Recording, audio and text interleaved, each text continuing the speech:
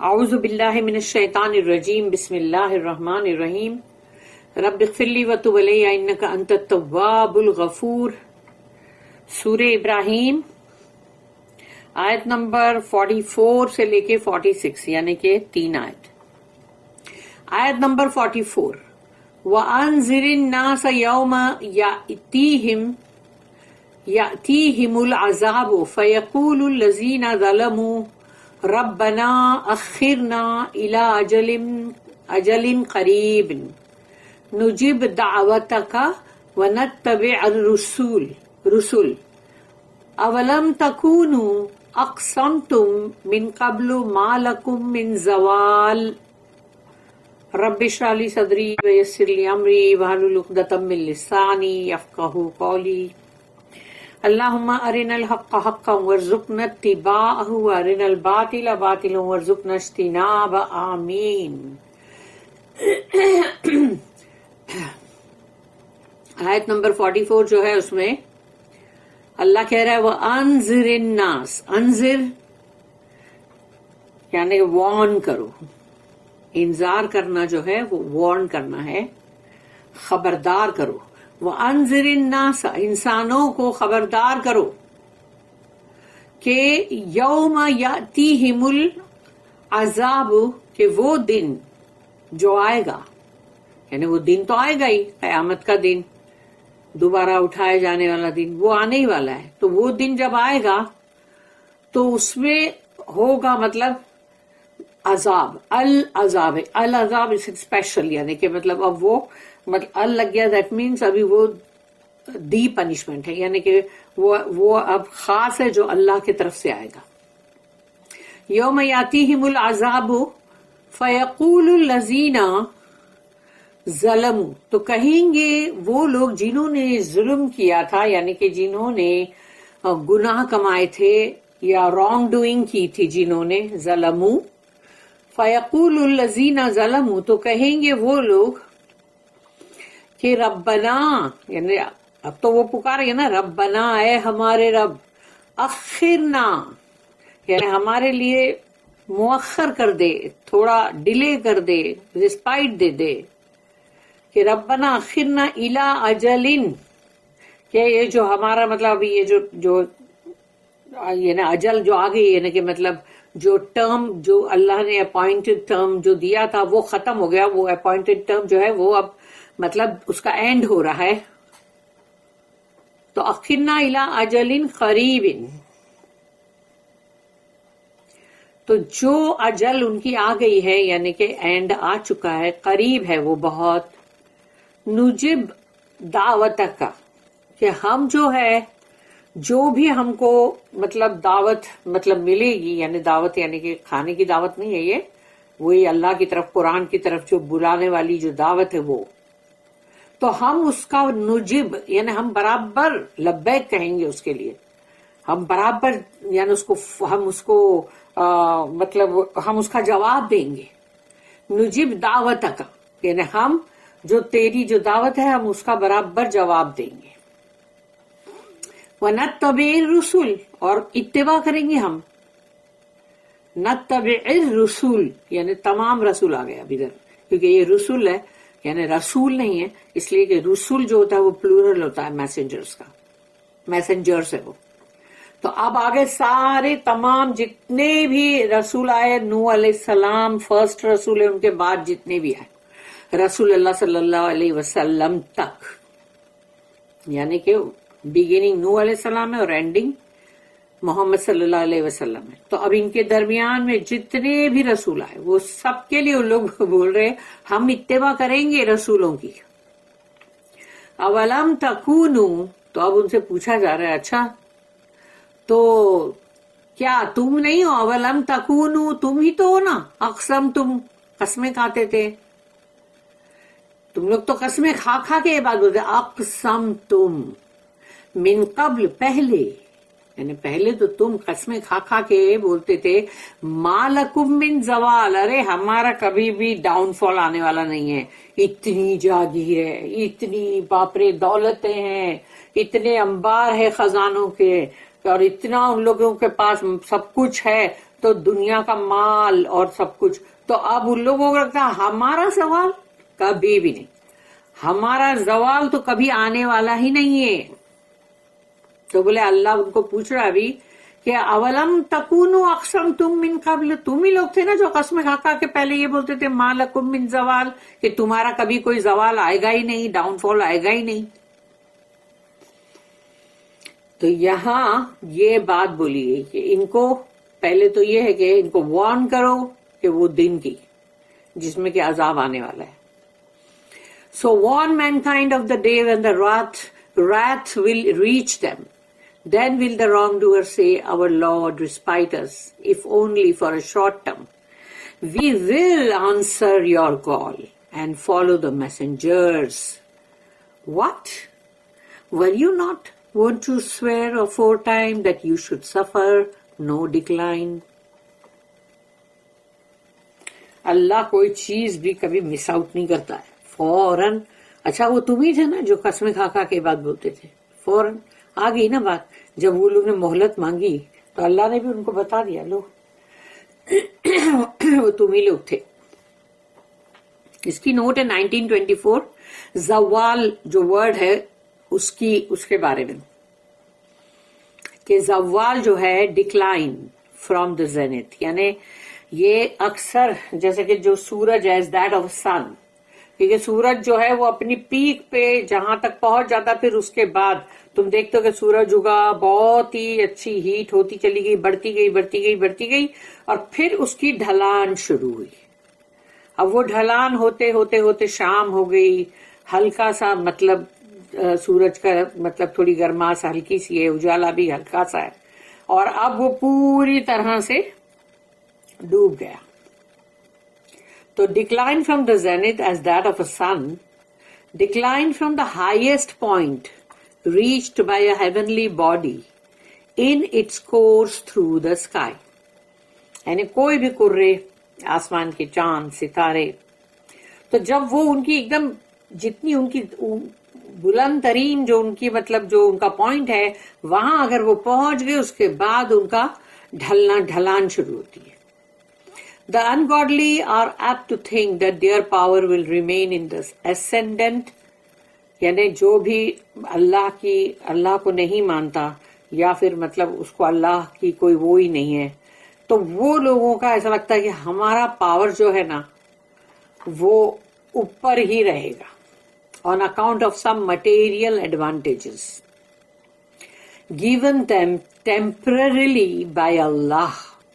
یعنی ان کے پاس جو یہ مادی دنیا کا جو ساز و سامان ہے مٹیریل, وہ مٹیریل ایڈوانٹیجز جو ان کو ملے ہوئے ہیں کہ دولت ہے, مال ہے, اور دنیا کے اندر ان کی مطلب بہت ہائی پوزیشن ہے, پاور ہے, سب ہے, تو یہ سب ٹیمپرریلی اللہ نے ان کو دیا ہے. دینے والا اللہ ہی ہے,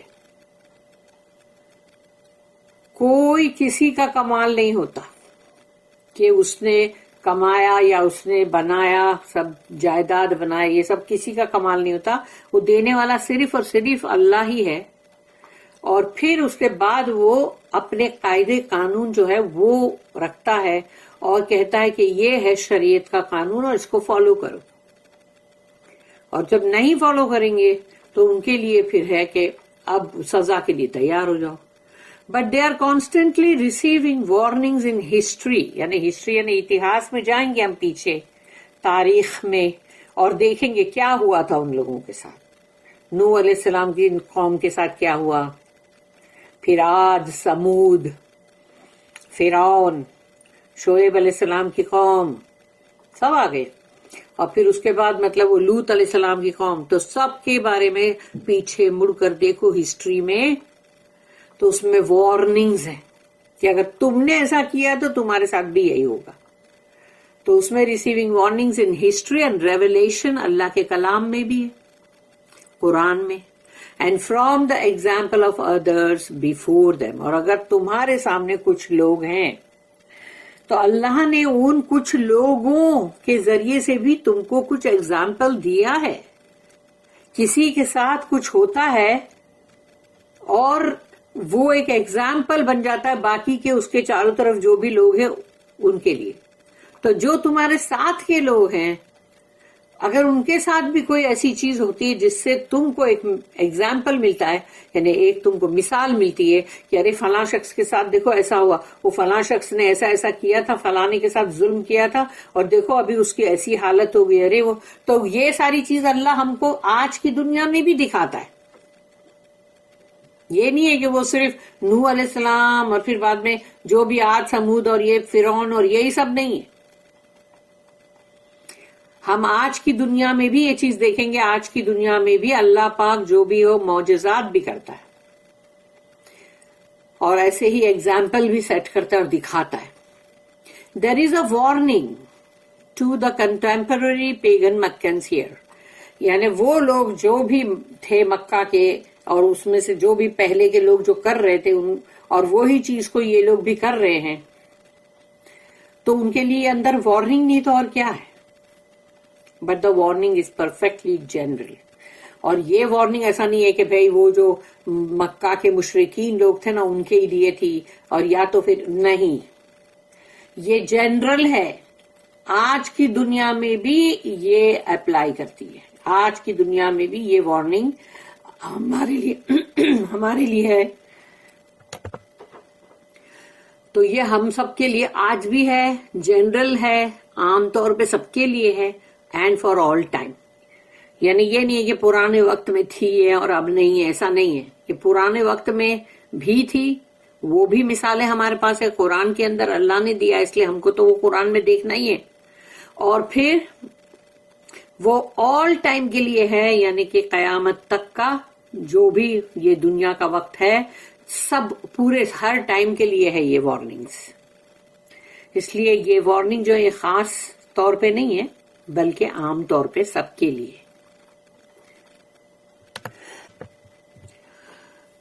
آیت نمبر 46 نہیں 45. آیت نمبر 45 وَسَكَنْتُمْ فِي مَسَاكِنِ الَّذِينَ ظَلَمُوا أَنفُسَهُمْ وَتَبَيَّنَ لَكُمْ كَيْفَ فَعَلْنَا بِهِمْ وَضَرَبْنَا لَكُمُ الْأَمْثَالَ. سکن تم وہ یہ کہ مطلب تم رہتے ہو، کہ تمہارے جو گھر ہیں، تم جو رہتے ہو وہ انسانوں کے. وَسَكَنْتُمْ فِي مَسَاكِن یعنی جو انسانوں کے نا مساکن، جو انسانوں کی جو رہنے کی جو جگہ ہے تم رہتے ہو وہاں پر. الذین ظلموا یعنی جو لوگ گناہ کرتے ہیں، ظلم کرتے ہیں، ان لوگوں کے مطلب جو مساکن ہیں، یعنی کہ ان لوگوں کے مسکن، ان کی رہنے کی جگہ پہ تم رہتے ہو. تو الذین ظلموا جو ظلم کرتے ہیں، جو مطلب دوسروں کا حق مارتے ہیں یا گناہ کرتے ہیں، انفسہم اپنے آپ کے اوپر کرتے ہیں. ایکچولی دیکھا جائے تو اللہ ہمیشہ یہی کہتا ہے کہ جب کسی نے کسی کا حق مارا، کسی نے کسی کے اوپر ظلم کیا، تو وہ اس نے خود اپنی ہی جان پہ کیا. تو وَسَكَنْتُمْ فِي مَسَاكِنِ الَّذِينَ ظَلَمُوا أَنفُسَهُمْ انہوں نے اپنی ہی جانوں کے اوپر، اپنی ہی سول کے اوپر ظلم کیا. وَتَبَيَّنَ لَكُمْ جبکہ تمہیں بتا دیا گیا تھا، واضح کر دیا گیا تھا صاف طور پہ، کیف فعلنا بہم کہ ہم کس طرح سے معاملہ کرتے ہیں، یعنی ہم کس طرح سے ڈیل کرتے ہیں ان کے ساتھ. یہ تو تم کو صاف طور پہ بتا دیا گیا تھا. ابھی آج ہم نہیں جانتے کیا؟ اگر ہم قرآن پڑھ رہے تو ہمیں نہیں معلوم کہ نوح علیہ السلام کی قوم کے ساتھ کیا ہوا؟ ساری دنیا جانتی ہے. ہر لینگویج میں ان کی سٹوری ہے، ہر مذہب کے اندر نوح علیہ السلام کی سٹوری. تو کیا ہم نہیں جانتے؟ ایسے ہی ہم سب کے بارے میں، عاد، سمود، اور ابھی قرآن میں ہم نے جتنے بھی سب کے جہاں عذاب آئے وہ ہم سب نہیں جانتے کیا؟ ہم بھی جانتے ہیں نا. تو اللہ یہاں پر یہ کہہ رہا ہے کہ وہ لوگ جنہوں نے ظلم کیا تھا انہوں نے خود اپنی ہی جان پہ کیا. وَتَبَيَّنَ لَكُمْ كَيْفَ فَعَلْنَا بِهِمْ تو ان کو ہم نے بہت واضح طور پہ، بہت کلیئر طور پہ بتا دیا تھا کہ ہم ان کے ساتھ کیسا ڈیل کرتے.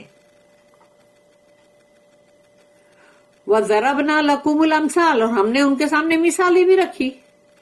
کیا اللہ نے مثالیں نہیں رکھی ہیں, پیرابلس؟ تو وہ ہمارے لیے بھی تو ہے, اندر جو بھی قرآن پڑھ رہا ہے اس کے لیے ہے. تو یہاں اللہ یہ بتا رہا ہے کہ سب کچھ واضح طور پہ تمہارے پاس کلیئر تھا, تم کو سب معلوم تھا, اور تم وہیں رہتے تھے کہ جو لوگ گناہ کما رہے تھے ان کی ڈویلنگ کے پاس ہی تھے, تم وہیں تھے.